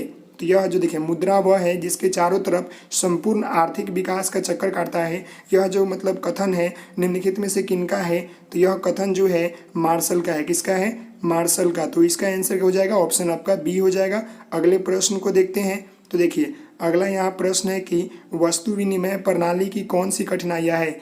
वस्तु विनिमय प्रणाली की जो कठिनाइयाँ है वह कौन सी है। देखिए, आवश्यकता के दोहरे संयोग का अभाव, मूल्य के सामान्य मापन का अभाव, मूल्य संचय का अभाव, उपयुक्त सभी। तो वस्तु विनिमय प्रणाली की जो कठिनाइयाँ है वह उपयुक्त सभी है, तीनों है।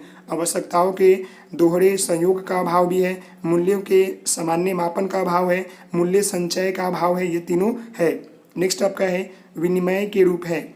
विनिमय के रूप क्या है, वस्तु विनिमय प्रणाली, मौद्रिक विनिमय प्रणाली, क और ख दोनों, इनमें से कोई नहीं। तो देखिए, विनिमय मतलब कि लेना देना, आदान प्रदान करना।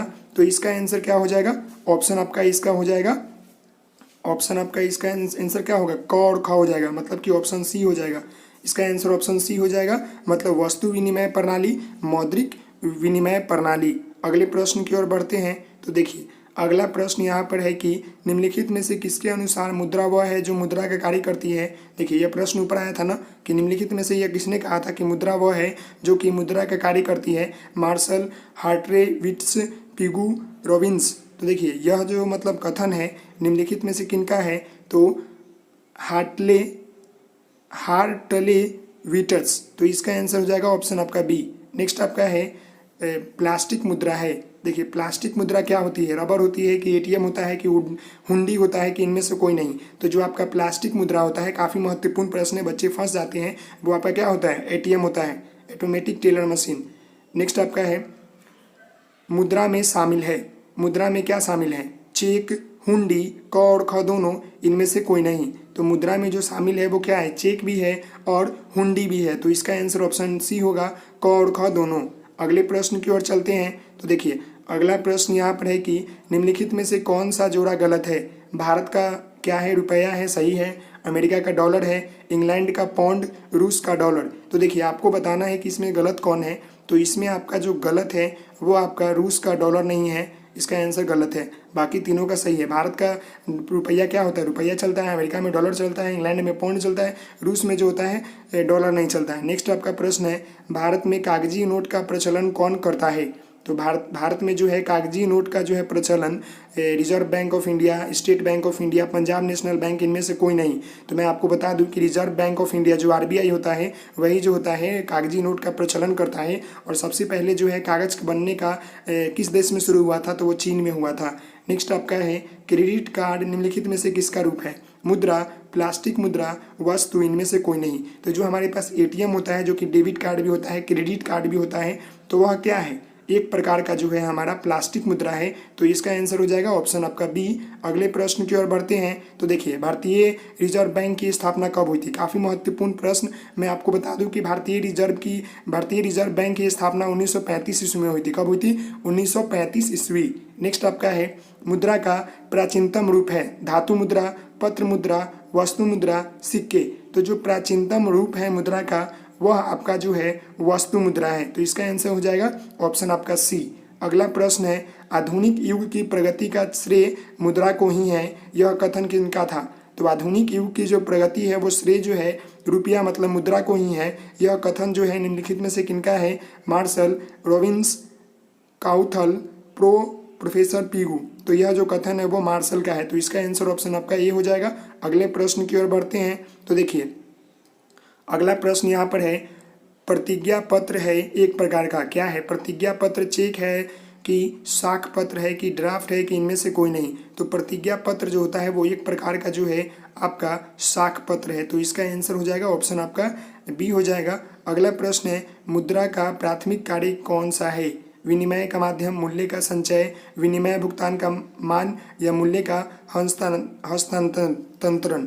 तो इसका जो आंसर होगा मुद्रा का जो प्राथमिक कार्य होता है, मैं आपको बता दूं मेरी तबीयत ठीक नहीं है, मेरी आवाज़ भी सही से नहीं आ रही है, फिर भी मैं आपके लिए प्रैक्टिस सेट करा रहा हूँ ताकि मोर देन क्वेश्चन आप कर ले, ताकि आपको एग्जाम में किसी तरह की कोई दिक्कत ना हो। तो मुद्रा का जो प्राथमिक कार्य है वह क्या है यहाँ पर? तो वह जो है आपका विनिमय का माध्यम है। क्या है? विनिमय का माध्यम। नेक्स्ट आपका है वस्तु विनिमय प्रणाली में होता है।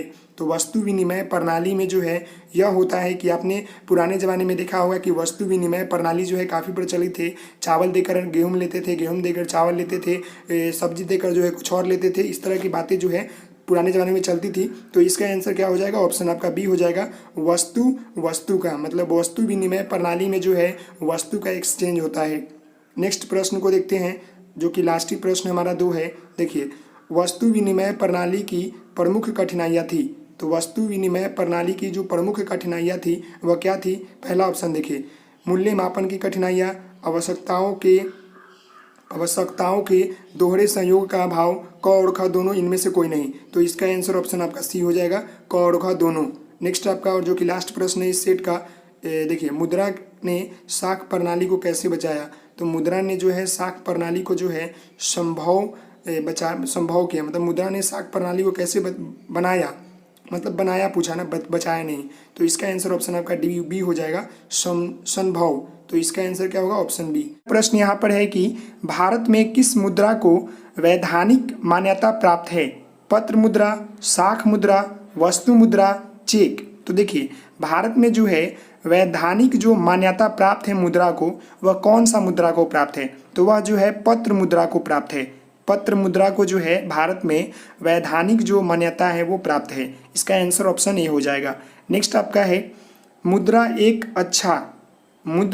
एक अच्छा राजा है, सेवक है, भाषिक है, रैयत है। तो देखिए मुद्रा एक जो है क्या है? सेवक है। क्या है? सेवक है। तो इसका आंसर ऑप्शन आपका बी हो जाएगा। नेक्स्ट आपका है साख का एक पक्ष है मुद्रा, ऋण, आय, व्यय। साख मतलब होता है कर्ज लेना है पक्ष, तो कर्ज का जो है क्या एक प्रकार का मतलब पक्ष है? तो एक जो है ऋण मतलब जो इंटरेस्ट होता है वो, कर्ज, ऋण मतलब भी कर्ज ही एक प्रकार का होता है। तो साख का जो है एक पक्ष क्या है? ऋण है, याद रखिएगा। अगला प्रश्न है मनुष्य के आर्थिक जीवन में सबसे महत्वपूर्ण है, क्या है? मनुष्य के आर्थिक जीवन में सबसे महत्वपूर्ण क्या है? जमीन, मुद्रा, खेतों के कागजात, इनमें से कोई नहीं।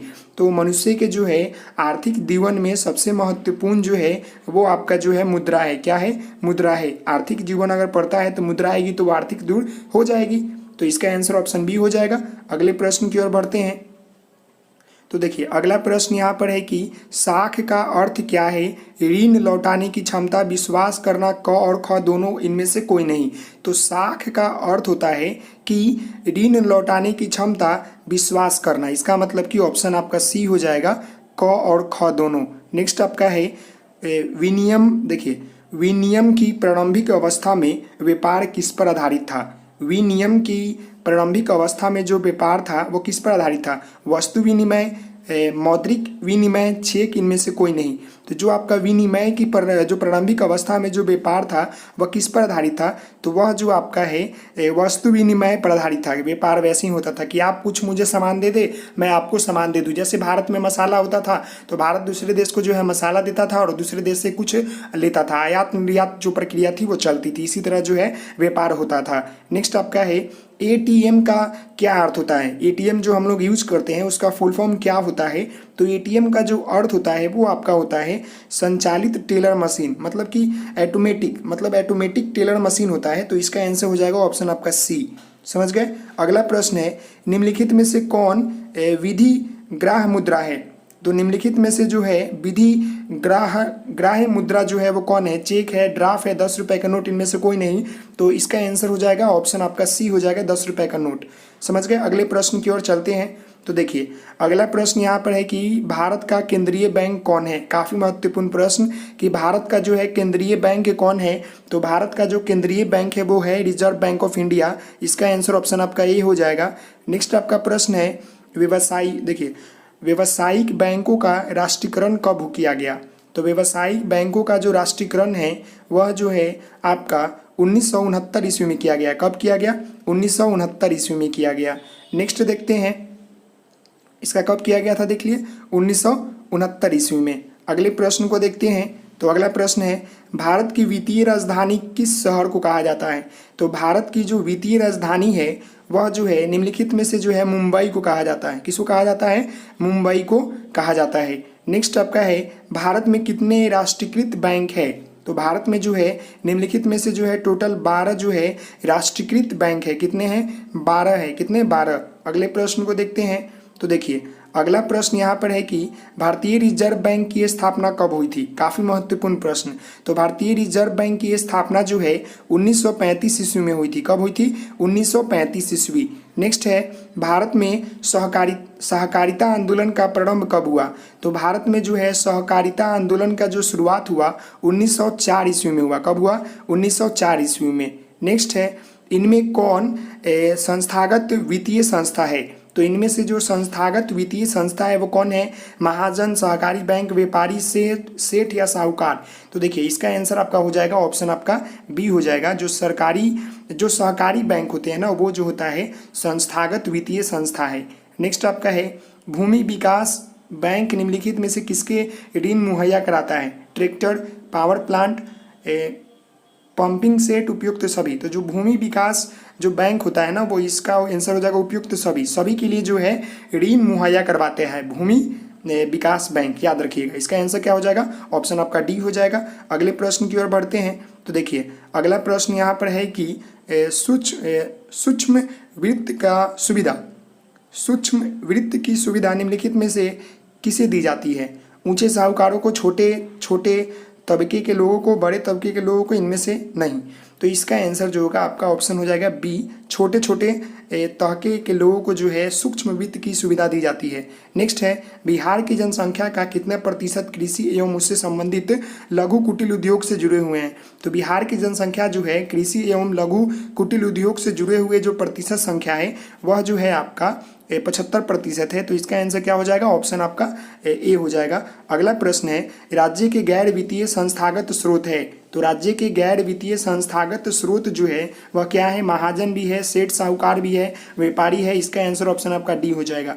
नेक्स्ट है राज्य के वित्तीय संस्थागत स्रोत है, राज्य के वित्तीय संस्थागत स्रोत जो है वह क्या है, तो इसका भी आंसर ऑप्शन डी हो जाएगा, उपयुक्त सभी। क्या हो जाएगा, उपयुक्त सभी।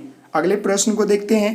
तो देखिए अगला प्रश्न आपका यहाँ पर है कि सहकारिता साख समिति विधान कब पारित हुआ, सहकारिता साख समिति विधान जो है कब पारित हुआ, तो यह जो आपका पारित हुआ 1904 ईस्वी में हुआ। कब हुआ, 1904 ईस्वी में। नेक्स्ट आपका है इनमें से कौन संस्थागत वित्त के साधन है, सेठ साहूकार, रिश्तेदार, व्यावसायिक बैंक, महाजन। तो इनमें से जो है संस्थागत वित्त के साधन जो है वह जो है आपका व्यावसायिक बैंक है। कौन है, व्यावसायिक बैंक। इसका आंसर ऑप्शन आपका सी हो जाएगा। अगला प्रश्न है निम्नलिखित में से किस देश की माइक्रो माइक्रो फाइनेंसिंग की सफलता देखकर भारत प्रभावित हुआ, तो इसका आंसर क्या हो जाएगा? आपका ऑप्शन ए हो जाएगा। बांग्लादेश के जो है माइक्रो फाइनेंसिंग को देखकर जो है भारत प्रभावित हुआ, तो इसका आंसर ऑप्शन आपका ए हो जाएगा। अगले प्रश्न की ओर बढ़ते हैं। तो देखिए अगला प्रश्न यहाँ पर है कि राष्ट्रीय वित्तीय बाजार के महत्वपूर्ण अंग है। राष्ट्रीय वित्तीय बाजार के जो महत्वपूर्ण अंग है वह क्या है? भारतीय मुद्रा बाजार, भारतीय पूंजी बाजार, क और ख दोनों, इनमें से कोई नहीं। तो इसका आंसर ऑप्शन सी हो जाएगा, क और ख दोनों। भारतीय मुद्रा बाजार और भारतीय पूंजी बाजार जो है राष्ट्रीय वित्तीय बाजार की जो है महत्वपूर्ण अंग है। नेक्स्ट प्रश्न है, भारतीय पूंजी बाजार मूलतः पूंजी उपलब्ध कराती है। तो भारतीय पूंजी बाजार मूलतः पूंजी जो उपलब्ध कराती है वो क्या कराती है? अकाल्पनिक, मध्यकालीन, दीर्घकालीन, इनमें से कोई नहीं, अल्पकालीन है, सॉरी। तो देखिए इसका आंसर आपका जो है वह हो जाएगा दीर्घकालीन। दीर्घ मतलब बड़ा। नेक्स्ट आपका है सरकारी वित्तीय संस्थाएं है। Punjab national bank, central bank of India, Allahabad bank, उपयुक्त सभी। तो सरकारी वित्तीय संस्थाएं जो है वो कौन है? तो तीनों है। पंजाब नेशनल बैंक भी है, सेंट्रल बैंक ऑफ इंडिया भी है, इलाहाबाद बैंक भी है। इसका आंसर ऑप्शन डी हो जाएगा। नेक्स्ट आपका है बिहार की जनसंख्या गाँवों के निवास करती है। तो बिहार की जनसंख्या गाँवों में कितना निवास करती है? तो बिहार की जनसंख्या जो है गाँवों में 75% जो है निवास करती है। और कृषि भी जो है, कृषि और जो उद्योग है वो 75% लोग करते हैं, 25% ही जो है केवल वो सरकारी जॉब करते हैं बिहार में। नेक्स्ट देखते हैं। तो आपका अगला जो प्रश्न है वो यहाँ पर है कि बिहार में अर्ध सरकारी वित्तीय संस्थाएं हैं। क्षेत्रीय ग्रामीण बैंक, बिहार राज्य को ऑपरेटिंग बैंक और मतलब ऑपरेटिव बैंक, क और ख दोनों, इनमें से कोई नहीं। तो इसका आंसर आपका जो होगा वो आपका ऑप्शन सी हो जाएगा, क और ख दोनों, याद रखिएगा। नेक्स्ट आपका है यहाँ पर कि सूक्ष्म वित्तीय संस्थाओं में निम्नलिखित में से किसका सराहनीय योगदान है? मोहम्मद यूनिस, मोहम्मद इनकलाब, शेख महबूब, इनमें से कोई नहीं। तो सूक्ष्म वित्तीय संस्थाओं के लिए जो है इनमें से जो सराहनीय योगदान है वह जो है आपका निम्नलिखित में से जो है मोहम्मद यूनिस का है। इसका आंसर ऑप्शन आपका ये हो जाएगा। अगले प्रश्न को देख लेते हैं जो कि लास्ट प्रश्न है आपका इस सेट का। दीर्घकालीन ऋण प्रदान करने वाली संस्था कौन सी है? तो दीर्घकालीन जो ऋण प्रदान करने वाली जो संस्था है वो कौन है? भूमि विकास बैंक। तो इसका आंसर हो जाएगा ऑप्शन आपका बी हो जाएगा। यहाँ पर है कि गैर संस्थागत वित्त प्रदान करने वाला सबसे लोकप्रिय साधन क्या है? गैर संस्थागत वित्त प्रदान करने वाला सबसे लोकप्रिय साधन क्या है? देसी बैंक, महाजन, व्यापारी, सरकारी बैंक। तो देखिए गैर संस्थागत जो वित्त प्रदान करने वाला सबसे लोकप्रिय साधन है वह क्या है? महाजन, जिससे हम लोग शुद्ध दूध लेते हैं वही। तो इसका आंसर क्या हो जाएगा? ऑप्शन बी हो जाएगा। अगला प्रश्न है सहकारिता प्रांतीय सरकारों का हस्तांतरित विषय कब बनी? तो जो सहकारिता प्रांतीय सरकारों का हस्तांतरित विषय कब बनी? तो यह जो है निम्नलिखित में से जो है 1919 ईस्वी में बनी। तो इसका आंसर क्या हो जाएगा? ऑप्शन आपका बी हो जाएगा। अगला प्रश्न है देश में अभी कार्यरत क्षेत्रीय ग्रामीण बैंकों की संख्या कितनी है? तो देश में जो है कार्यरत क्षेत्रीय ग्रामीण बैंकों की संख्या जो है अभी जो है 196 है। कितना है? 196। तो इसका आंसर क्या हो जाएगा? ऑप्शन आपका डी हो जाएगा। अगले प्रश्न की ओर बढ़ते हैं। तो देखिए अगला प्रश्न यहाँ पर है कि वित्तीय सेवाओं की आवश्यकता किसे होती है? जो वित्तीय सेवाएं होती है इसकी आवश्यकता निम्नलिखित में से किसे होती है? ऑप्शन देखिए सरकार को, व्यक्तियों को, व्यवसायिक संस्थाओं को। तो इसका आंसर क्या हो जाएगा? ऑप्शन डी हो जाएगा।